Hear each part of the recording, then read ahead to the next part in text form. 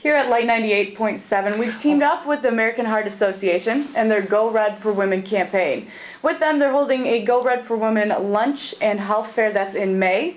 And we've decided to take a look at our local survivors, stories and information from those affected by this actually firsthand. Now I'm here with Bonnie Hubbell. How are you doing today? Good. Now, I understand you suffered a stroke. Yeah. Can you tell me a little bit about the days leading up to what happened? Well, the summer before, it was in 2013, September of 2013 that I had the stroke. But the summer before that, I had some symptoms, and I just chose to ignore them, which was my advice to people is don't ignore any symptoms. Right. And then in September, I woke up in the morning and my right arm was useless. I mean, completely useless. And I got up to walk to the bathroom and I fell. And I still chose to ignore it. We let several hours go by while I was in a state of denial. What did you think was going on? Or? I thought I slept wrong on it. Something, right. You know. Any explanations, yep. As long as it wasn't a stroke, right. Which I had an inkling it was. Right. Finally, my daughter-in-law, who was my son and daughter-in-law, were visiting, and she called the doctor, who said get her to the hospital right away. Right. And unfortunately, it was too late for the medicine that they can give you to ameliorate the symptoms of a stroke. But I did have a very good recovery. And my advice to people is simply do not ignore the symptoms. Right. And there are quite a few symptoms to be addressed.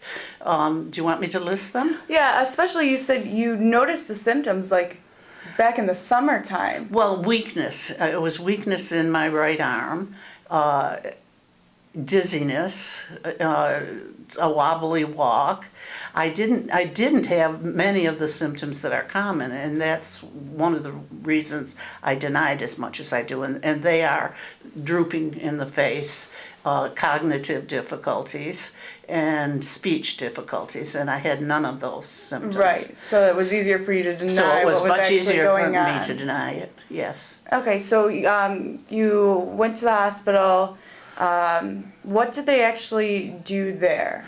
They took my blood pressure, just the basic things, and said they right away said you're having a stroke. I still denied it. But anyway, I was hospitalized for how many days? About 3 days, and from there I went directly into rehab. And the rehab was fabulous, and that's the other advice I'd like to give people is really, it's very difficult to get into the rehab. It's hard work, but it is well worth it. The Right. results are phenomenal, and the therapists really do know what they're doing. Right. Now, how is everything going now? Are you on medicine, special stuff because of what happened, or? Not really. What medicines am I on? Blood thinners. Oh, excuse me. Yes, we can cut that out. No problem. Blood thinners. I'm on blood thinners. Okay, and so far everything since then has been. Yes, I'm going to the stroke clinic in Albany, and hopefully I'm going to be able to get a stent. But it's the blockage is in a place that's very difficult to reach, and there's it's a questionable procedure. Right. And the insurance may or may not want to cover it. So. Right. So in the meantime, it's the blood thinners. The blood and thinners. Yes. keeping checkups and all that. Right.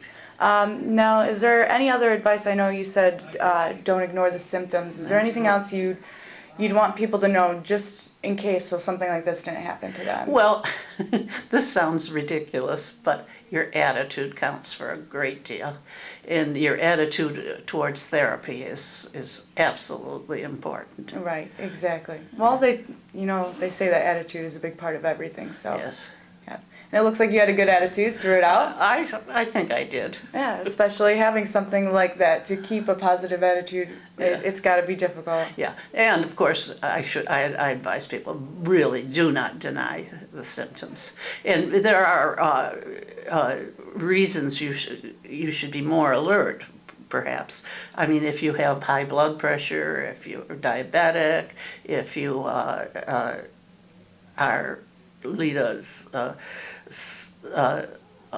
an inactive lifestyle, Right, all yeah. of those things are risk factors. Right. And you should be aware of that. Well, I want to thank you, Bonnie, for coming in here, telling your story, and giving some great advice, just in case, again, so other women might not go through this same thing. Don't ignore the symptoms. So thank you again so much for sharing your story. You're very welcome. Thank you for having me. Of course.